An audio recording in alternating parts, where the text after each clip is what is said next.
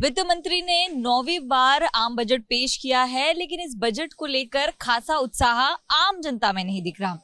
क्या कुछ बजट में है, इस पर ज्यादा बातचीत के लिए पंकज जायसवाल जी हमारे साथ हैं। पंकज जी, आम आदमी के लिए कुछ मिला है कि नहीं?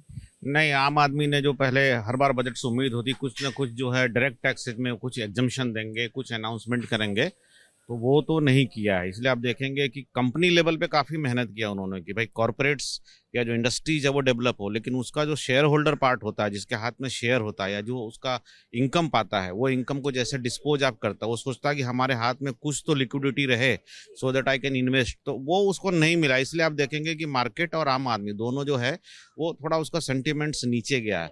लेकिन अगर आप ओवरऑल बजट कहेंगे तो ये बजट को मैं देखता हूँ कि ऐसा लगता है कि 12 साल में गवर्नमेंट ने अपना फाउंडेशन कंप्लीट कर लिया है। उस फाउंडेशन के बाद अब गवर्नमेंट बिल्डिंग बना रही है। इसलिए आप मैन्युफैक्चरिंग में सेमीकंडक्टर पॉलिसी आप देख लीजिए, उसके अलावा bio pharma, global bio pharma hub बनाने की बात देख लीजिए। आपने देखा होगा कि उन्होंने बोला कि हम जो कोस्टल इकोनॉमी है, अपना कोस्टल में जो एग्रीकल्चर है उसको प्रमोट करने की बात कही है। तो गवर्नमेंट का जो पूरा फोकस है कि अब इंडिया को जो है जो मैन्युफैक्चरिंग हब बनाया जाए, ग्लोबल मैन्युफैक्चरिंग हब बनाया जाए। इसलिए जब आप टैक्स वाले पोर्शन में आएंगे तो कस्टम ड्यूटी में आप देखेंगे बहुत सारे रिडक्शन, इनकम टैक्स में तो कुछ नहीं मिला, लेकिन कस्टम ड्यूटी में बहुत सारा टैरिफ आपको दिखेंगे रिडक्शन के रूप में मिलते हुए। इससे हमारा मैन्युफैक्चरिंग बढ़ेगा और जो हम इंपोर्ट कर रहे हैं जो मशीनरी, हैवी मशीनरी, उससे मैन्युफैक्चरिंग प्लांट भी काफ़ी हमारे बढ़ेंगे, कैपेसिटी बिल्डिंग ज़्यादा होगी। क्योंकि अभी ईयू के साथ जो मदर ऑफ ऑल डील हुआ है उसके कारण हमारे एक्सपोर्ट बढ़ने वाले हैं और एक्सपोर्ट बढ़ाने के लिए हमें मशीनरी चाहिए, तो मशीनरी गवर्नमेंट ने इसीलिए सस्ता किया हुआ है। बजट में क्या ज्यादा फोकस है? इंफ्रास्ट्रक्चर पर भी ज्यादा फोकस किया गया है? मैन्युफैक्चरिंग पे सबसे अधिक फोकस किया गया है इस बार के बजट पे, सो दैट मैन्युफैक्चरिंग से हमारा एम्प्लॉयमेंट भी बढ़े। और जो ट्रम्प टैरिफ का इफेक्ट है जो पिछले 1 साल में बढ़ा है, जिसमें लग रहा था कि हमारा एमएसएमई सेक्टर या जो हमारा मैन्युफैक्चरिंग सेक्टर है उसकी बिक्री घट जाएगी, एक्सपोर्ट घट जाएगा, तो उस एक्सपोर्ट को बढ़ाने के लिए, डोमेस्टिक कंजम्पशन बढ़ाने के लिए सेक्टर मैन्युफैक्चरिंग पे मुझे दिखा सरकार का। इसलिए उन्होंने 3 कर्तव्य में जो आप देखेंगे कि एक पूरा पॉलिसी जो है मैन्युफैक्चरिंग को लेकर, चाहे बायो का हो चाहे इलेक्ट्रॉनिक मैन्युफैक्चरिंग का है, उसको लेकर बोला। और जो एक सबसे इंपॉर्टेंट मुझे इसमें अंडरलाइन दिखा, सरकार का सनातन अर्थशास्त्र, जो इंडिया का जो सनातन अर्थव्यवस्था पे, उस पर बहुत बढ़िया फोकस दिखा।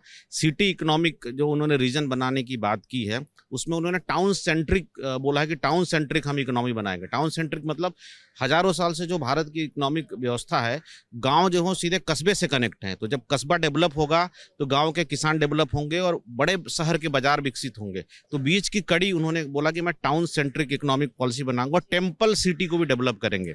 आपने देखा होगा कुंभ के समय में प्रयागराज, अयोध्या और वाराणसी का एक सर्किट बन गया था। उस तरह से पूरा इंडिया का जो नेचर है ना, वो ओरिजिनल नेचर ही उत्सव धर्मिता, सनातन धर्मिता, उसको फोकस करते हुए टेम्पल टाउन डेवलप करने की बात की। तो ये इस बजट का मुझे अंडरलाइन दिखता है। इससे इंडिया जो है, जो मंदी भगाने का टूल है, इंडिया में कभी भी मंदी से आ नहीं सकती है। कि एक बेस तैयार हो गया अर्थव्यवस्था का, इसको आगे बढ़ा, यानी कि 2047 की कहीं ना कहीं एक फुल तैयारी की, तब तक जो है रूफ भी बन जाएगा, इंटीरियर भी हो जाएगा और इंडिया विकसित हो जाएगा। तो बतौर एक्सपर्ट मुझे एक चीज बताइए कि आम व्यक्ति के लिए और जनरल लेवल पे क्या चीजें शामिल की जा सकती थी जो नहीं की गई? ये ओल्ड जो रिजीम है उसको, उसमें और न्यू रिजीम का जो कन्फ्यूजन है उसको कम करने की ज़रूरत थी।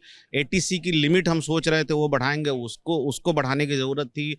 होम लोन की छूट को बढ़ाने की ज़रूरत थी, क्योंकि हाथ में जो है पैसा है, क्योंकि ईएमआई जब तक नहीं घटेगी तब तक कोई फायदा नहीं। हर आदमी ईएमआई घटने की उस इंतजार में था, या इनकम टैक्स के रूप में, सेविंग के रूप में इंतजार में था। पॉलिसीज को लेकर भी काफी कुछ कमेंट किया गया है कि जो मेडिक्लेम की पॉलिसी होती है उसमें टैक्स को लेकर क्या किसी तरह की छूट? वो सब तो बहुत पहले वो कर चुके थे, इसमें कोई बहुत बड़ी उम्मीद नहीं थी। अब जीएसटी बचत उत्सव में आप देखेंगे इंश्योरेंस पे ऐसे जीएसटी उन्होंने 0 कर दिया था। इनकम टैक्स को लेके एक रीजनेबल लिमिट 12 लाख कर दिया था। ऐसे कोई बड़ी उम्मीद नहीं थी। लेकिन जो एटीसी और एटीडी की छूट है, जो बेसिकली एक इंडस्ट्री को भी पैसा जाता है, इंश्योरेंस इंडस्ट्री को भी, मेडिकल इंडस्ट्री को भी, आप जो उससे फंडिंग करते हैं, माइक्रो इकोनॉमी को मजबूत करता है। तो सबकी इच्छा थी कि कम से कम हाउसिंग लोन, एटीसी, एटीडी की लिमिट बढ़ाएंगे, जो इन्होंने नहीं बढ़ाई। ओवरऑल अगर 10 में से अंक देना हो तो इस बजट को कितने अंक? मैं अगर बात करूं इकोनॉमिक लेवल पे तो 10 में से 10 दूंगा, लेकिन अगर आम आदमी की बात करेंगे तो 10 में से 5 ही रहेगा। बहुत बहुत शुक्रिया आपका। तो पंकज जायसवाल जी को आप सुन रहे थे। आम आदमी की जेब पर कुछ नहीं गया है, आम आदमी की जेब पर बल्कि खर्च ही बढ़ा है। और एक इकोनॉमिक स्तर पर अगर बात करें तो अर्थव्यवस्था को बढ़ाने के लिए जिस तरह मैन्युफैक्चरर के प्रोग्रेस के लिए काम होता है वो इस बजट में देखने मिल रहा है। कैमरा पर्सन योगेंद्र गुप्ता के साथ नम्रता दुबे, एबीपी न्यूज मुंबई।